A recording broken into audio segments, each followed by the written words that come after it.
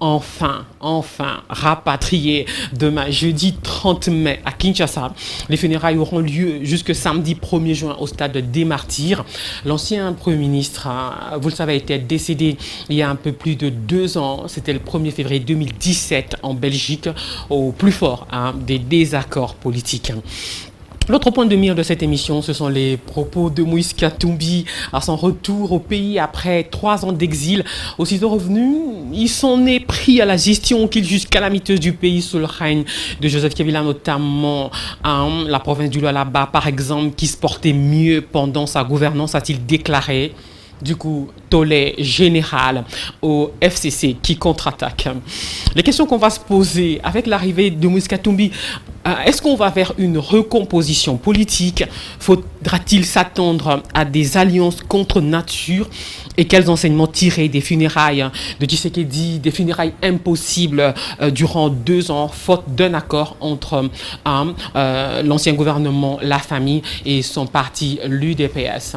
Et sur ce plateau, je serai avec Giresse Sanzala, analyste politique, président de l'ASBL Gagnons Ensemble, soutien de Moïse Katumbi. Moïse Katumbi, pour ceux qui ne le savent pas, président de la plateforme Ensemble pour le changement, ancien gouverneur de Katanga, ancien allié de Joseph Kabila, l'ancien président. Patrick Nawezi est également avec nous, communicant du FCC Lualaba, soutien du gouverneur Richard Mouyej, pardonnez-moi. Il est lui-même enseignant. Monsieur Sanzala, monsieur Nawezi, bonsoir. Bonsoir, madame. Première question, pendant longtemps, je vous ai reçu sur ce plateau comme membre de l'ARC. Vous y êtes toujours ou pas? Merci, madame. D'abord, l'ARC d'Olivier Kamitatou. Merci, madame Massengo, pour l'invitation. Moi-même, ça fait très longtemps, je n'ai plus d'accès à cette émission. Merci. Cette fois-ci, vous avez pensé à moi. En fait, pour répondre à votre question, je suis de l'ARC, mais comprenez que ça fait plus de 2 ans, le président national de l'ARC est avec Katumbi à l'extérieur du pays. La ligne politique de l'ARC est devenue un tout petit peu ambiguë. Et je me suis dit, je ne peux pas me permettre de venir sur ce plateau parler ou porter la voix de l'ARC. Donc ici, les téléspectateurs m'écouteront désormais avec la qualité du président de mon ASBL que je viens de mettre sur pied, Gagnons Ensemble, qui est, si vous voulez, un mouvement de jeunes qui va réfléchir sur les réformes sociaux de la population, susciter l'esprit d'entrepreneuriat et puis travailler pour les changements de mentalité. Voilà en quelques mots ce que je peux vous dire. Alors, première question, Patrick Nawezi, des funérailles grandioses pour Etienne Tshisekedi, de jeudi à samedi au stade des Martyrs.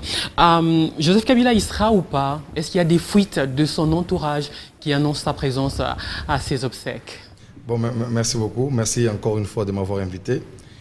L'autorité morale du FCC, le sénateur à vie Joseph Kabila Kabange, comme vous le savez, il a toujours travaillé en toute discrétion, parce qu'il a occupé pendant 18 ans le fauteuil du chef de l'État, c'est-à-dire rare d'entendre des fuites. Mais concernant les funérailles, vous allez comprendre que c'est un accomplissement d'un long trajet. Il y a eu beaucoup d'accords entre le gouvernement sortant et la famille et l'UDPS.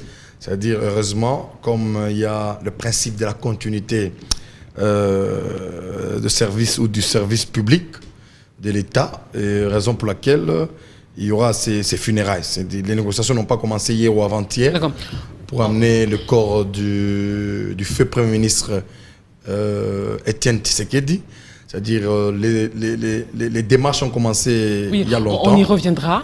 On reviendra aux leçons à tirer. Oui, et tout ce qui s'est passé jusqu'à ce rapatriement. On en était encore à la présence de Joseph Kabila. Je poserai la même question à Giresse Sanzala. Lorsque les réseaux sociaux annoncent la présence de Moïse Katumbi à ses funérailles, c'est une info ou une intox? Madame, à ce stade, je ne peux pas affirmer si c'est une vérité ou de l'intoxication, mais plutôt de l'intox, si vous voulez. Mais ce que je peux vous rassurer, que Moïse Katumbi, à mon avis, il est disposé à assister à ses obsèques, d'autant plus que avant la mort du vieux Etienne Tshisekedi, ils étaient devenus vraiment des grands amis. Évidemment, en relation père-fils, ils avaient mis ensemble les rassemblements, qui était une plateforme de combat. En tout cas, à mon avis, je ne vois pas quelque chose qui puisse l'empêcher de participer à ces obsèques. Le rassemblement qui est à demi-mort, pour certains. Pardon? Le rassemblement désormais à demi-mort ou mort pour beaucoup. Mais écoutez, les rassemblements, je venais de le rappeler tout à l'heure, c'était une plateforme de combat. L'essentiel pour nous, c'était d'avoir des élections, de faire respecter la Constitution. Au moment où nous parlons, nous avons des résultats évidents qu'il y a eu des élections, il y a eu l'alternance. Bien, parler de la mort du rassemblement, je ne trouve pas d'aberrant, mais l'essentiel est que Katumbi et le fait président Tshisekedi, ce sont des personnages qui ont joué un rôle assez important dans l'accomplissement de ces événements. Quels enseignements à tirer de ce rapatriement de la dépôt d'Etienne Tshisekedi 2 ans après sa disparition? Bon, il vous souviendrez qu'il fallait qu'il y ait accord. Parce que Etienne Tshisekedi avait plusieurs statuts sociaux. Il faisait partie d'une famille biologique. Il faisait aussi partie d'une famille politique. Et aussi, il faisait partie de l'État en tant qu'ancien Premier ministre. Il fallait que tous ensemble, les gens se mettent d'accord pour amener solennellement son corps. Et les démarches ont commencé depuis sa mort, mais il fallait que tous ensemble puissent être au même diapason afin d'amener son corps. Et tellement les démarches ont bel et bien évolué jusqu'aux élections, il ne fallait pas 2 jours avant les élections amener son corps ou avant la remise et reprise. Certes, on peut féliciter les 3 composantes, surtout l'ex-gouvernement, l'UDPS et la famille, qui ont tout fait pour rapatrier le corps. Et enfin, voilà son corps arrivera demain. Jérès Nzala, quels enseignements tirer? Au fait, je ne dirais pas comme mon co-débatteur, le gouvernement du régime, si vous voulez, du président Kabila n'avait pas de volonté pour rapatrier le corps du président Tshisekedi, des raisons-mémoires. Il y a eu plusieurs accords, il a rappelé ici, mais ce qu'il faut retenir, c'est que ils avaient quelque sorte, ils étaient animés d'une peur que personnellement je ne comprenais pas. Quelqu'un qui est déjà décédé, rapatrier son corps, l'inhumer dans des conditions dignes de son rang, et à mon avis, ce n'était pas quelque chose de compliqué. Mais on a noté dans les chefs de l'exécutif de M. Kabila, disons, du président, ex-président Kabila, il n'y avait pas de volonté, parce que quelqu'un qui est décédé, ça fait plus de 2 ans, son corps était... les autres parlaient d'inhumation provisoire, les autres parlaient c'était dans la morgue, on ne comprenait pas, mais on a vu à l'avènement de son fils que les choses se déroulent beaucoup plus aisément. Pourquoi le rapatriement de la dépôt d'Etienne Tshisekedi faisait tant peur à l'ancien régime? Non, je dis bien les rapatriements ne faisaient pas peur. C'est-à-dire, il faudrait bien éclaircir la population congolaise. Joseph Kabila, les sénateurs à vie, n'avaient aucun intérêt de refuser. C'est-à-dire qu'il fallait mettre certaines préalables. C'est pour ça que j'ai dit entre les 3 composantes. Mais aujourd'hui, il n'y a plus 3 composantes, il y a 2 composantes, voire même une composante. Parce que l'actuel chef de l'État, son Excellence Félix Tshisekedi, il est de l'UDPS, il est de la famille, il représente toute une nation. Mais hier, ce n'était pas le cas. C'est-à-dire qu'il fallait mettre certaines préalables. Ça n'avait pas posé un problème. Et aussitôt après, il y a une campagne électorale, élection, remise et reprise. Non, en tout cas, ça ne faisait pas peur. Si ça faisait peur, les démarches devaient commencer maintenant et son corps n'arriverait pas demain. Mais si son corps va arriver demain, c'est parce que presque tout a été déjà fait. Il restait 2-3 petits points pour converger ensemble afin que son corps arrive. C'est ça le problème. Il n'y avait pas un problème de la crainte ou de la peur. Là. Parce qu'aujourd'hui, il n'y a plus 3 composantes qui discutent. Le chef de l'État lui-même fait partie de la famille biologique et de la famille politique et le représentant de toutes les institutions de notre pays, les représentants de l'État congolais. Et hier, ce n'était pas le cas. Raison pour laquelle si une des composantes a trouvé n'était pas chaud ou a trouvé que les démarches n'étaient pas bonnes, il n'était pas bon, il fallait, n'est-ce pas, que toutes ces parties convergent afin que le corps arrive. Okay. Il n'y avait rien de mauvais espoir, oui, rien de parce qu'on n'a pas commencé pas de calcul politique. Oui, on n'a pas commencé les démarches à zéro pour dire que les démarches n'étaient pas faites. On n'a pas commencé à zéro. Les démarches ont commencé il y a bel et bien longtemps et heureusement, les démarches viennent d'aboutir et on va l'enterrer en tant que digne fils qui a aussi combattu pour ces pays, surtout quand il était Premier ministre et quand il était dans l'opposition. Avec ces remarques, aujourd'hui, on remarque que l'évolution ou la démocratie évolue dans notre pays. À ce stade, on va prendre une question de l'internaute parce que c'est lié justement aux funérailles d'Etienne Tshisekedi. Kevin Loutea sur le post de cette émission sur Facebook. 2,5 millions de dollars pour des obsèques d'un ancien Premier ministre. Est-ce normal? Madame Massingou, avant de répondre à cette question, permettez-moi de revenir sur ce que mon co-débatteur venait de dire. Je rappelle à mon co-débatteur qu'il y a maman Marthe, la veuve Tshisekedi, qui est passée sur France 24 en train d'insister, de demander au gouvernement de la République à l'époque afin d'inhumer son mari. Quand vous dites qu'il n'y avait pas mauvais espoir, il n'y avait pas peur, vous ne dites pas la vérité. Et je rappelle encore que quand quelqu'un est décédé, il n'y a que des moyens. D'autres fois, on parlait de l'espace. Il faut l'IDPS, il faudrait qu'il soit inhumé, limité. À un moment donné, ils sont trouvés un accord vers Kinkole ou Mikonga là-bas. La famille, les partis étaient d'accord, mais on ne comprenait pas pourquoi les corps n'arrivaient toujours pas. Maintenant, pour répondre à votre question, madame, moi, je dis ceci. Vous savez, Messie Etienne Tshisekedi, c'est un homme exceptionnel. Je me dis, il doit être enterré dignement au regard de ce qu'il a rendu comme service à la nation congolaise. Mais je me dis, le budget, parlons du budget si vous voulez, 2,5 millions de dollars. C'est trop exorbitant. Ce monsieur nous a enseigné les célèbres slogans le peuple d'abord. Ils sont vivants, ils n'aimeraient même pas qu'ils soient enterrés avec des montants pareils. Nous avons un budget de combien? De moins de 5 milliards. Mais vous débloquez 2,5 millions pour animer, c'est inacceptable. Moi, je pense que c'est vraiment un tout petit peu de la folie. C'est de la mauvaise gestion. Vous dépensez de l'argent, je ne dirais pas inutilement, mais c'est trop. Ce monsieur a rendu de très bons services à la nation, mais ce montant, il me semble trop exorbitant. Monsieur Nawezi, 2,5 millions de dollars. Bon, en fait, comme vous venez de dire, ce sont les... Pour des funérailles première classe. Non, vous dites que c'est les réseaux sociaux. En fait, pour des funérailles first class. Oui, je ne saurais pas... C'est une question tirée. Oui, oui, c'est quelqu'un... Net. Oui, je ne sais pas si ça fait 2 500 000. Et si c'est 2 500 000 par rapport à quoi? Est-ce que c'est juste les cercueils? Est-ce que c'est juste toute organisation d'un deuil? Ça veut dire, c'est pour ça que j'ai dit que concernant les 2 500 000, je ne saurais pas dire que c'est beaucoup, c'est peu. Par rapport à quoi? Est-ce que par rapport à son mausolée? Est-ce que par rapport à son corbillard? Est-ce que par rapport au cercueil? Par rapport au cocktail? Par rapport... Non. En tout cas, là, je ne saurais pas dire que c'est beaucoup ou c'est peu. Mais si on me disait 2 millions pour les cercueils, je vais émettre mon avis. 2 millions juste pour les cocktails, là, je vais émettre mon avis. Mais par rapport à l'organisation... Et si on vous disait 2,5 millions pour l'ensemble? Ça peut être peu. Je dis, ça peut être peu. Pour l'ensemble, quoi? Ça peut être peu. C'est ce que j'ai dit. C'est pour ça que j'ai dit ceci. Il faudrait qu'on puisse peut-être recadrer les débats. C'est un ancien Premier ministre. Il est arrivé, il est décédé. Il y a des délégations, d'abord de sa famille politique, qui doivent venir. C'est-à-dire il y a beaucoup de paramètres. Non seulement l'ancien Premier ministre, c'est-à-dire le père d'un nouveau président élu. C'est-à-dire même s'il n'était pas ancien Premier ministre, au moins le père d'un nouveau président élu, ils ont certains privilèges. En tant que main, au moins, je mettais par rapport au montant, parce que ce n'est pas un montant officiel. Ok. Alors, oui, vous aviez quelque chose. Oui, une réaction rapidement, madame. Les montants, moi je forme à mon co-débatteur que les montants est officiel parce que nous avons vu les documents signés par les directeurs du cabinet du président Tshisekedi, M. Kamere. Ce montant, il est officiel. Parlons des obsèques, cher ami. Nous sommes un pays avec un budget de moins de 5 milliards.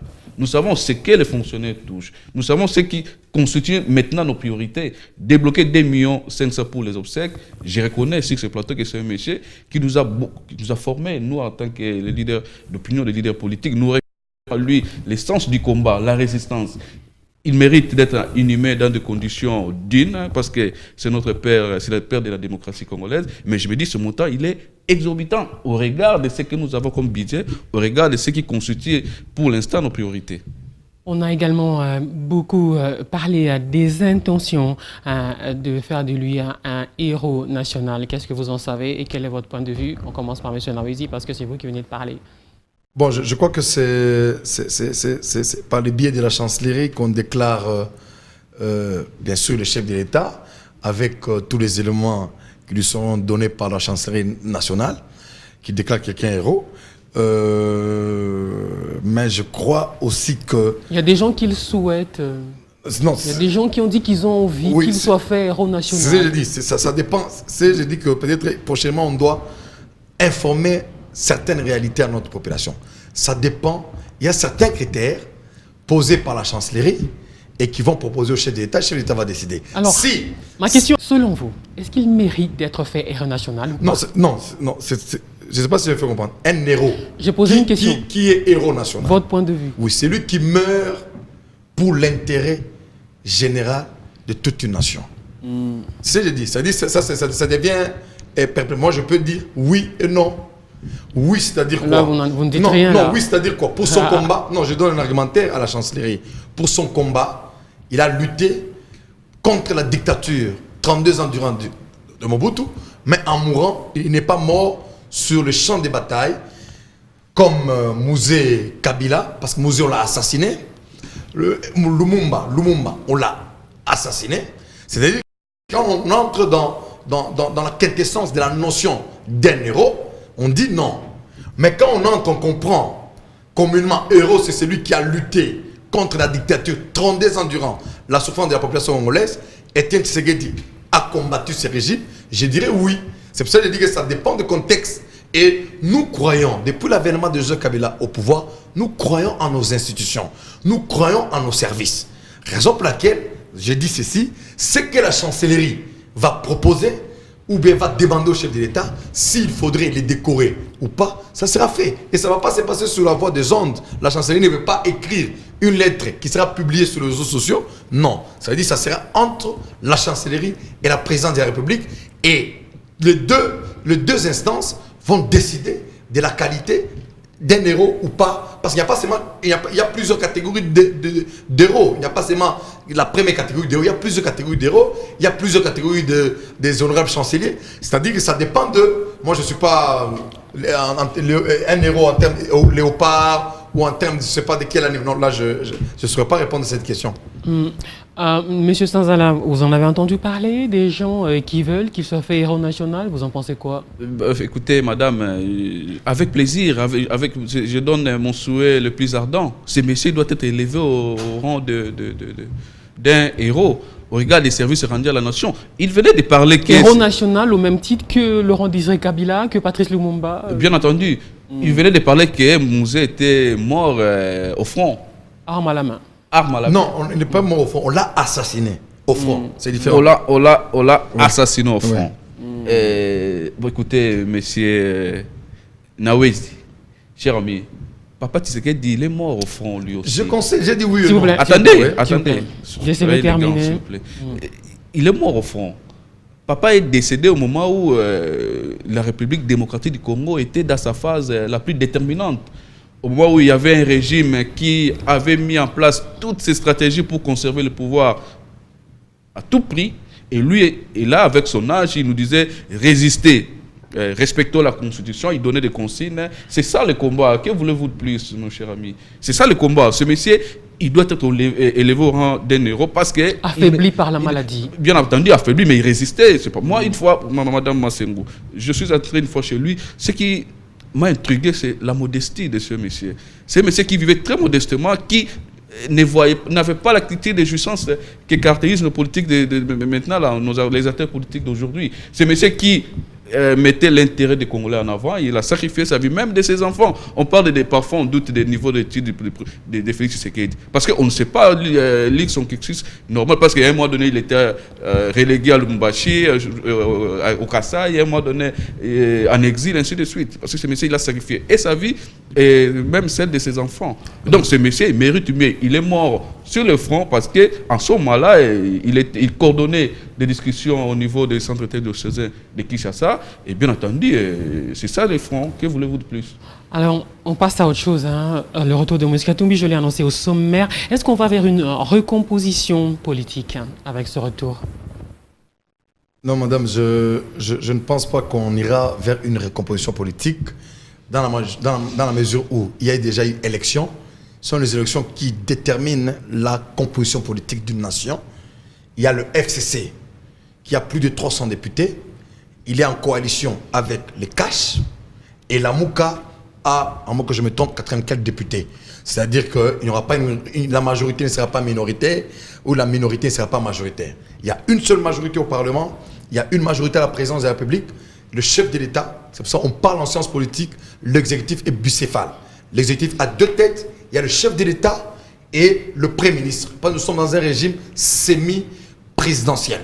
C'est-à-dire qu'il y a un chef de l'État qui est le grand de la nation et un Premier ministre qui vient de la majorité parlementaire.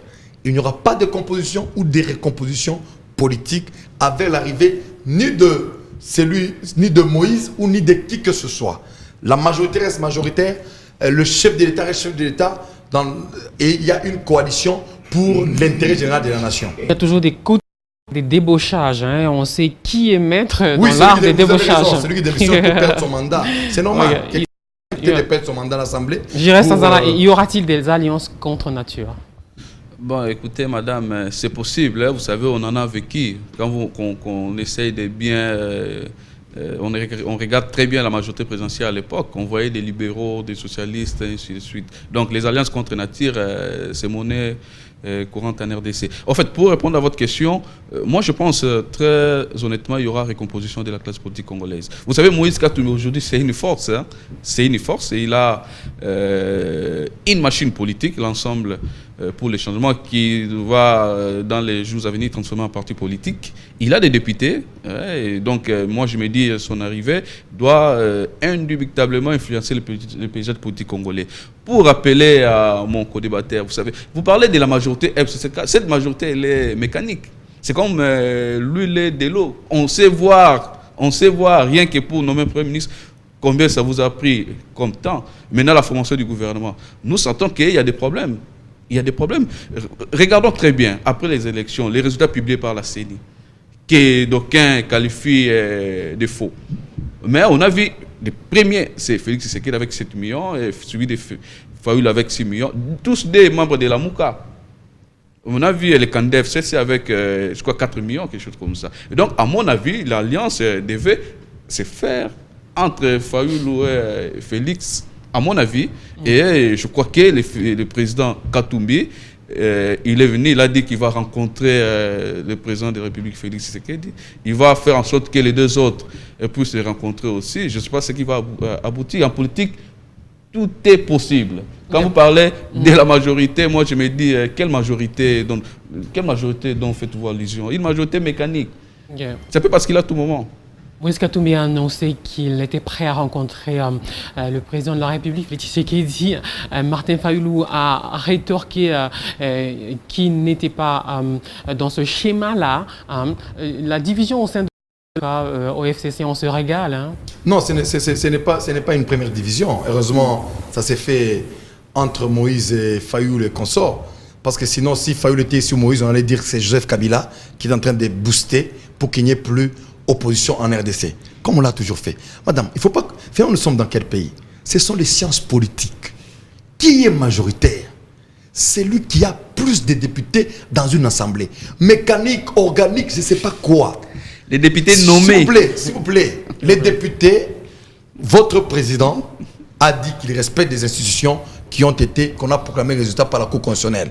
Il a dit, la personne que vous soutenez, nommer, élire quoi? Moi, je ne suis pas dans ces débats. J'ai dit ceci, le FCC a la majorité au Parlement. Moi, on m'a appris dans le cours de sciences politiques, un grand parti, c'est lui qui a les représentants des députés. La foule appartient à tout le monde. Ne me dites pas une puissance, une force. Vous ne savez pas combien d'argent. Vous, mon confrère m'envoie 150 000 $ à Colosi pour organiser son accueil. On dirait que Colosi est tombé. Mais je vous assure que s'il postule à Colosi, il aura 0 voix. La foule, raison pour laquelle... Depuis la Grèce antique, il y avait l'Agora, les représentants des députés, les représentants de la population. Vous n'allez pas refuser aujourd'hui à quelqu'un qui est un député. Alors, qu'on refuse toute l'Assemblée, même les députés de la Mouka. Les députés de la Mouka n'étaient pas nommés, étaient élus. Et les députés du FCC. Moi, j'ai dit sur ce plateau avec un député de la Mouka, si réellement vous dites qu'il y a tricherie, n'assistez pas, refusez d'être député. Mais vous allez toucher les émoluments de députés et mentir à la population. Jusqu'à aujourd'hui, ça m'étonne de voir qu'on parle des élections. Oh, il y a des élections comme le peuple sait tout ce qui sait. S'il vous plaît, les gens qui sont forts sont les gens qui ont battu les élections, qui ont gagné aux élections, qui ont remporté la victoire au niveau des assemblées provinciales, au niveau des assemblées nationales. Et c'est ça les gens-là qui sont forts. Ne me parlez pas d'une puissance par rapport à la foule. Là, c'est injuste. Alors, on va évoquer à présent les premières déclarations de Moïse Katumbi à son arrivée dans l'ex-Katanga. Il a été très critique contre les gouverneurs qui lui ont succédé à la tête des 4 provinces issues du démembrement de l'ex-province qu'il a dirigée. Je cite par exemple, c'est un extrait en swahili que j'essaie de traduire étant donné que je parle aussi un peu swahili. Il dit qu'il a construit la route Kolwezi avec l'argent du péage par exemple, et que la route Lubumbashi-Dilolo se portait mieux à son époque. Bref, je ferai que je revienne à lui. Qu'est-ce que vous incriminez dans cette conférence de presse ou cette émission? Merci Madame Amina. Personnellement, j'avais suivi ça pour la première fois sur les réseaux sociaux. Et je me suis dit, Moïse Katumbi, ce n'est pas sa voix. Il ne peut pas dire ça. Par après, j'ai cherché à suivre moi-même cette conférence de presse. La population du Lualaba ou la population de Kolwezi n'est pas dupe. Nous respectons chacun de nos grandes personnes ou chacune de nos grandes personnes, chacun de nos aînés, surtout du Grand Katanga, parce que nous sommes dans un Grand Katanga, qu'on ne nous dise pas de contre-vérité. J'ai été estomaqué. Quand on parle de la route Kolwezi, Lubumbashi d'abord, c'est une route nationale. Ou bien on ne lit pas la Constitution. Alors il dit que ça a été construit avec l'argent du péage. Donc, qui a instauré le péage? C'est ce que j'ai dit. C'est une route qui est dans la compétence nationale. La preuve en est qu'il y a des routes, il fallait, quand bien même un gouverneur peut appuyer, mais il faut que le pouvoir central décide. Quand on parle de la route Dilolo, Kolwezi-Dilolo, ça c'est une honte. Il dit qu'à son époque, la route se portait mieux. Quelle époque? Moïse Katumbi, bientôt... Le trajet se faisait en une journée. Bientôt, le Congo aura 60 ans d'indépendance. Moïse a dirigé 8 ans dans les 60 ans la province du Katanga. Kolwezi était et est la ville minière. Moïse a laissé à Kolwezi moins de 20 km pendant 8 ans. 20 km de route à de route pendant 8 ans. 2,6 et quelques kilomètres par an. Mouyej Manguez-Mans, dans moins de 3 ans, il a asphalté plus de 70 km, 72 km. C'est-à-dire par an, Mouyej Manguez-Mans a asphalté au moins une vingtaine de kilomètres. C'est pour ça que j'ai dit ceci. Moi, personnellement, je n'ai pas cru à ça. Tout ce qu'il a dit, avec tout le respect que je lui dois, j'ai même ma main à couper, ce sont des contre-vérités. Okay. J'y vais. De 30 juin, je m'excuse. Il va parler pendant autant de minutes qu'il parlera. Parce qu'il ne va pas parler mieux du Lualaba que moi. Le 30 juin, on aura 60 ans d'indépendance. Non, il ne va pas parler mieux de ma province que moi. C'est correct. Vous allez parler de l'histoire. Moi, j'ai vécu à Congolais. S'il vous plaît. Oui, non, Congolais par l'histoire. C'est ça que je dis. Je n'ai pas insulté quelqu'un. S'il vous plaît. Oui. Ça veut dire quoi? Le 30 juin, on aura 60 ans d'indépendance. Les anciens gouverneurs, je l'ai dit sur ce bateau, je ne vais pas revenir sur ça, avaient l'obligation de préparer les installations pouvant acquérir de nouvelles provinces. Mouyej Manguez-Mans s'est arrivé à Kolwezi, son bureau, la ville minière, le bureau était dans un hôtel. Hôtel de la place. Aujourd'hui, 17 mois après, on a construit, s'il vous plaît. C'est une honte pour nos aînés katangais. Je le dis en toute franchise. Il y a un gouvernorat. S'il vous plaît, un peu moins de passion, s'il vous plaît. Oui, il y a un gouvernorat construit. Mouyej part en 2023. Si Moïse veut postuler, qu'il commence sa campagne, même s'il ne va pas passer, si sa personne passée, il va travailler dans le gouvernorat là. Et il ne faut pas, s'il vous plaît, vous savez, quand on parle, moi j'ai dit j'ai honte. J'ai honte parce que il y a Vous des l'avez déjà gens... dit, Moïse Katumbi a menti Non, au sujet du Lualaba. Non, c'est dit. Par humilité, Moïse Katumbi Tchapoué a annoncé ou a parlé des contre-vérités. D'accord, vous l'avez Mais compris. je comprends. S'il vous plaît. Je comprends parce qu'on lui a dit. Là, je comprends une chose. Je comprends parce qu'il a fait 3 ans à l'extérieur. On lui a dit Kolosi et comment. Vous n'allez pas faire toute l'émission et la en une personne qui lui a question. dit, merci. Et la personne qui lui a dit a de mauvaise foi. La personne qui lui a dit a de la haine. Alors, j'imagine très mal Moïse Katumbi vouloir redevenir gouverneur alors que il voulait devenir plutôt président de la République. Je crois qu'en 2023, il sera plutôt candidat président de la République.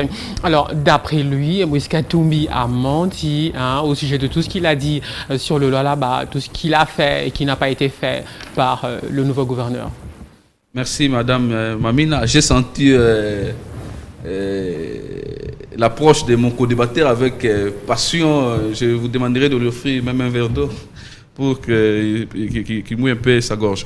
Écoutez, Madame Massingo, Katumbi a dirigé les Grands Katanga pendant plus de 8 ans.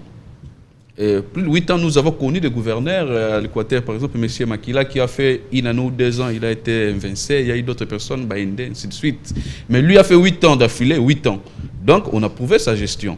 Et venir aujourd'hui sur ce plateau et décrier sa gestion, ça n'a pas de sens. Alors, on peut y aller au cas par cas. Il dit, par exemple, que oui, la route d'Ilolo à Lubumbashi se portait mieux à son époque. On la faisait en une journée. Mais vous avez venez de dire qu'il a été construite avec les péages. Non, c'est la route Lubumbashi-Kolosi. Et qui avait il a affirmé que c'était une route d'intérêt national. Donc, maintenant, lui, laissez-le parler. Laissez-le parler. Oui. Attendez.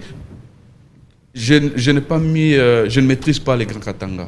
Pour la simple raison, je n'ai pas encore mis pied là-bas. Mais je parle de manière générale. Parce que Katumbi, c'est un leader. Il a dirigé la province pendant plus de 8 ans. Il maîtrise. Ce n'est pas qu'on lui a rapporté qu'il a ça. Pourquoi il n'a pas parlé d'autres coins? Il a ciblé seulement les Lualaba. Donc, vous venez de rappeler que c'est une province minière et à son avis, il estimait que vu ce que la province produit, en tout cas, la province ne devait pas se Voilà l'état d'esprit de l'interview, à mon avis. Le journaliste lui a demandé son point de vue sur ce que le nouveau gouverneur a fait que lui n'a pas pu faire, en fait. Ah bon, écoute, bon, j'aborderai dans le même sens. En affirmant à Mme Massengo, permettez-moi de vous rappeler cela chaque fois. Vous savez, Katumbi ici a été plébiscité meilleur gouverneur. Tout à fait. Toutes les chaînes de télé. Par son ancienne famille politique. Toutes les chaînes, meilleur gouverneur.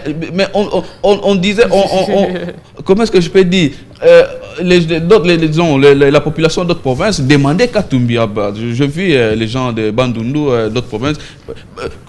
Envoyez-nous Katumbi ici, envoyez-nous Katumbi ici. C'était pas nous, c'était eux-mêmes. Et maintenant, Katumbi aujourd'hui, il est vilipendé. Pourquoi? Parce qu'il n'est plus avec eux. Moi, j'ai dit ceci. Si réellement Katumbi n'avait pas bien géré la province de Katanga, alors la faute incombait aux députés. Parce qu'on l'a laissé 8 ans. C'était anormal. En tout cas, je n'ai jamais vu là où il était inquiété, même pas de mention, même pas des interpellations. Donc c'est quelqu'un qui, visiblement, il gérait très bien. Okay. Donc aujourd'hui, quand il critique la province de Lualaba, à mon avis, il a assez d'éléments qui puissent le permettre de le faire. Okay. Donc parler de créer sa gestion, ici, en tout cas, à mon avis... Alors, il dit en substance, à Kolosi, les gens savent que j'ai construit Kolosi, j'ai construit le pont Lualaba, fruit du péage, j'ai mis l'électricité à Kapanga, j'ai fait des routes partout, j'ai construit l'université de Kolosi, l'ISTA, et j'ai fait ouvrir une brasserie. Mon co-débatteur réseau, quand je parle avec passion, c'est parce que j'ai mal en tant que jeune Lualabé. Quand je dis que ce sont des contes vérités, je pourrais l'inviter à Kolosi, qu'il vienne voir et qu'il verra les images. Avec une caméra de Diwan? Non, je ne peux pas répéter. Avec une caméra de je ne peux pas répéter ce que j'ai dit. Ouais. Je l'ai dit sur ces plateaux. J'ai déjà dit la construction. À Luboudi, c'est ses frères, c'est ses cousins. 4 ans sans électricité, aujourd'hui un transformateur. L'hôpital de Mouangéji, aujourd'hui scanner Pempa 9. La construction ISP Moussumba. Il y a beaucoup d'actions. L'Athénée, aujourd'hui une école modernisée. J'ai déjà parlé de tout ça. Mais moi je me dis ceci, comme il n'était pas ici, il était mal informé. Parce que mon Comme il n'était pas ici, bon, lui, c'est un homme bien. Apparemment, s'il vous plaît, j'avais donné un exemple ici. Vous avez un neveu dans la maison, il fait pipi, il vole, il fait tout. Et le jour qu'il va quitter votre maison, vous patientez. Et un jour, il dit que non, il souffrait chez vous. Si l'oncle disait non, toi tu as oublié, tu faisais pipi au lit, l'oncle devient mauvais. Moi, je réagis en tant qu'analyste politique. J'ai rien compris à cette métaphore, mais bon. Oui, en tant qu'analyste politique là-bas, j'ai réagi par rapport aux propos du président d'une grande équipe de l'Afrique, le tout-puissant Mazembe, Moïse Katumbi Tchapoy. J'ai réagi à ses propos, je n'agis pas. J'ai réagi à ses propos. Je vous dis ceci, quand on parle de l'électrification de Moussumba, financé à 85% par l'Union, Kapanga c'est Moussumba. Et à Kassaji, oui, à Kassaji et Kapanga. Je parle à 80% par l'Union européenne, 15%. Moïse Katumbi a financé 15%. Les 15% là, ça se matérialise où? En termes de transport. Quand il parle de Kassaji, Moïse ne nous a pas laissé des morgues dans les territoires. Aujourd'hui, à Kassaji, il y a un frigo mortuaire qui manquait 8 ans durant la ville de Kassaji. Aujourd'hui, même à Kolosi, il n'y avait que 2 frigos mortuaires. Celle d'un hôpital de l'État et d'un hôpital de Jekamine. Aujourd'hui, et dans des cités, Louilou, Kapata, il y a des frigos mortuaires. Dans le territoire de Sando aujourd'hui, il y a des frigos mortuaires. C'est-à-dire, pour vous dire quoi, aujourd'hui, ils viendront, ils feront une année en Chypre. Les 10 lauréats du Lolaba. Moïse ne nous a pas laissé au Katanga un lauréat en RDC. Mouyej a créé un lauréat en RDC. 100% moins 4, 96% à l'Institut Mutoshi. Un fils du Lolaba en RDC. Pour vous dire que ça fait mal. C'est honteux. Nous sommes Katangais. Nous devons avoir la fierté de l'être. Et nos aînés ne peuvent pas nous induire en erreur. Surtout que, un jeune qui est notre grand frère, le sénateur Avi Raïs Kabila, vient de marquer l'histoire dans ces pays par l'alternance. Non, je ne vais pas revenir. Je parle du Katanga. Vous n'allez pas lui refuser qu'il est Katangais. Je parle du Katanga. Je parle à la jeunesse katangaise. Surtout que le Raïs. Et aujourd'hui, c'est bien beau la démocratie. C'est ça le faiblesse de la démocratie. Moi, on m'a appris que la démocratie a des avantages et a des inconvénients. Ça, c'est le faiblesse de la démocratie. Le Lolaba aujourd'hui va mieux qu'il y a 5 ans. Beaucoup mieux qu'il y a 4 ans. Et je suis content d'une chose, Madame Amina. Une seconde. En 2023, Mouyej fera 8 ans. Ça me fait plaisir. J'aimerais le dire au gouverneur. Le 8 ans de Mouyej au là-bas, on va comparer avec le 8 ans de Moïse. Moïse Katumbi a même dit qu'il croyait qu'en revenant ici, il trouverait les provinces comme le Lualaba ou le Tanganyika plus que la Suisse. Mais bon, on va terminer. Il nous a promis Lumbashi Djobour. Nous, on n'a jamais promis le Lualaba Suisse. Moïse Katumbi, la première avenue qu'il a construite à Lumbashi, avec autant de millions de dollars, c'est l'avenue Kiwele. Allez voir. Moïse Katumbi a promis Lumbashi Djobour. Allez voir quand il a quitté Lumbashi. Si c'était Djobour Lumbashi, et aujourd'hui Lumbashi est devenu Ndola, là je lui donnais raison. Mouyej Manguez Mans a trouvé la précarité. Il avait mal. Il a vu la souffrance de la population terminé, là. Et les minéraux de la population, et la souffrance de la population, les minéraux qui regorgent la province du là-bas. Et il fallait concilier cela.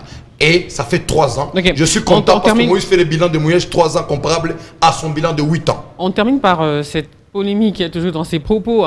Construire un gouvernorat à Lubumbashi ou à Kolwezi, ce n'était pas plus prioritaire que réduire la pauvreté de la population. 70% du budget de ces projets ont enrichi beaucoup qui ont construit des hôtels privés. C'est ça son argument pour n'avoir pas laissé des bâtiments du gouvernement. Madame, je vais répondre à votre question, mais permettez-moi de dire, je comprends que c'est un débat vraiment entre Katangais. Donc, quand j'entends mon co-débatteur avec vivacité, c'est comme ici, il fait un droit de réponse. Je vais répondre, madame. Le vrai problème, c'est quoi? C'est que dans les grands Katanga, nos mines sont devenues un apanage d'un groupe de gens. Qui? Un groupe, une famille ou associé à d'autres personnes. Qui ça? Les mines congolaises, nos richesses. On ne profite pas de ça. C'est ça le vrai problème. Quand Katumbi parle, est-ce qu'il faut construire un gouvernorat ou voilà bien... pourquoi il n'a pas construit de bâtiment. On a vu dans la gestion du pays, pendant les mandats de président Kabila, on n'a pas senti nos mines. Nos mines, maintenant, c'est l'apanage d'un groupe de gens. Ce que nous voulons, moi personnellement, je salue la nomination de nouveau Premier ministre. Moi, je lui dis, il doit travailler pour que nos mines cessent d'être l'apanage d'un groupe de gens. Parce qu'on ne bénéficie pas de nos mines. Là, vraiment, c'est la vraie prévarication. Donc, on sent que nos mines, un groupe de gens en conflit. Donc, c'est tout ce que je peux dire. Le Katanga, c'est une province, je dirais, la province la plus bénie en termes de gisements minéraux. Malheureusement, les Congolais, on n'en tire pas profit. Ça profite à un groupe de gens et ce qui n'est pas... ce qui est inacceptable. Okay. Entre construire un bâtiment flambant neuf et réduire la pauvreté, il a choisi de réduire la pauvreté. Je condamnerai le constructeur de la Maison Blanche. Je condamnerai le constructeur des Champs-Élysées. Les Lualaba, aujourd'hui, les Lualaba bénéficient de mines. 8 ans durant, à l'époque de Moïse, les Lualaba n'ont pas bénéficié de mines. Aujourd'hui, c'est une fierté. On ne peut pas parler d'une ville cobalt sans un bureau administratif de l'État. Le premier bureau de l'État qui a l'ascenseur à Kolwezi ou dans le point de là-bas, c'est le gouvernorat. C'est une fierté. Et me dire ça, je pense que les Américains, le Français, le Sud-Africain ne peuvent pas suivre cette émission pour que quelqu'un accepte qu'il puisse avoir 150 maisons dans le monde climatisées et refuser d'avoir un bureau de l'État climatisé. Ah, il a 150 refuser, non plus, c'est pas un exemple. Refuser, oui, parce que je peux refuser. Ne me refusez pas, je ne vais pas refuser à un gouverneur de se promener dans une Jeep. Il doit se promener avec un vélo parce que la Jeep coûte 45-50 000 $. Les vélos, c'est 5 000 la moto. Non, ça c'est injuste. Mouyej Manguez Mans a construit les gouvernements du là-bas. Mouyej Manguez Mans a reconstruit les stades d'Yourdo. On n'a jamais construit, on a des preuves. Mouyej Manguez Mans, je vous donne un exemple. 3 ans, 72 km, madame. Dans la ville de Bleuzy.